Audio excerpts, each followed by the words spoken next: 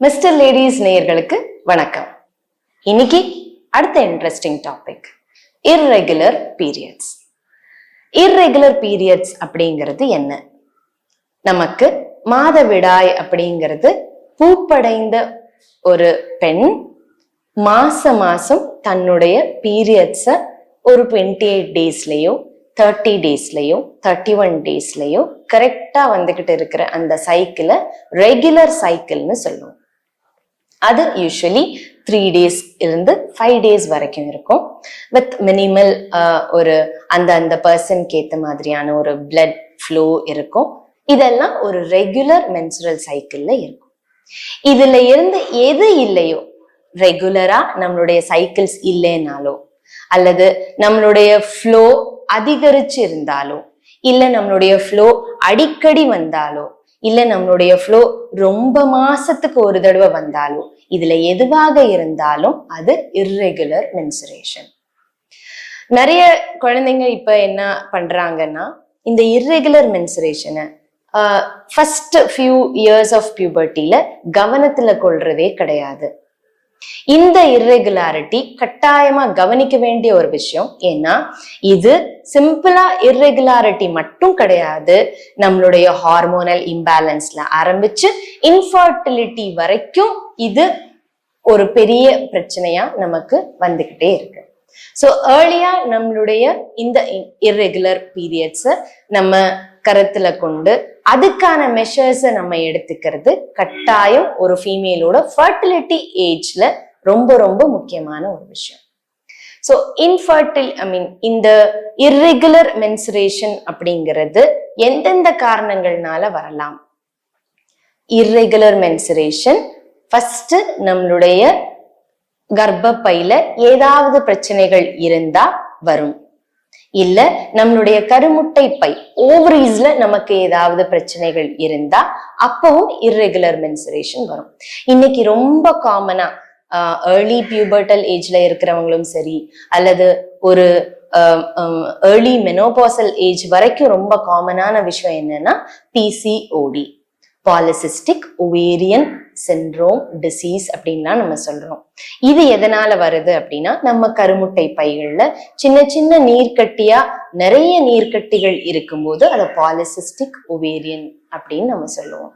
So இது ஒரு major ரீசனா இருக்கு இர்ரெகுலர் மென்சுரேஷனுக்கு.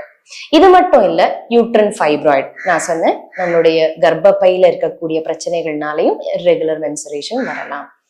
கர்ப்பப்பையில நார்க்கட்டியோ கர்ப்பப்பையில நீர்க்கட்டியோ, அல்ல நம்மளுடைய இந்த கர்ப்பப்பையோட இருக்கக்கூடிய லேயர்ஸ்ல ஏதாவது தடிமன் வர்றதுனாலயோ, அதாவது அடினோமயோசிஸ் இல்ல எண்டோமெட்ரியோசிஸ், இந்த மாதிரியான விஷயங்கள்னாலையும் நமக்கு இர்ரெகுலர் மென்சுரேஷன் ஒரு ரொம்ப காமன் ப்ராப்ளமா இருக்கும்.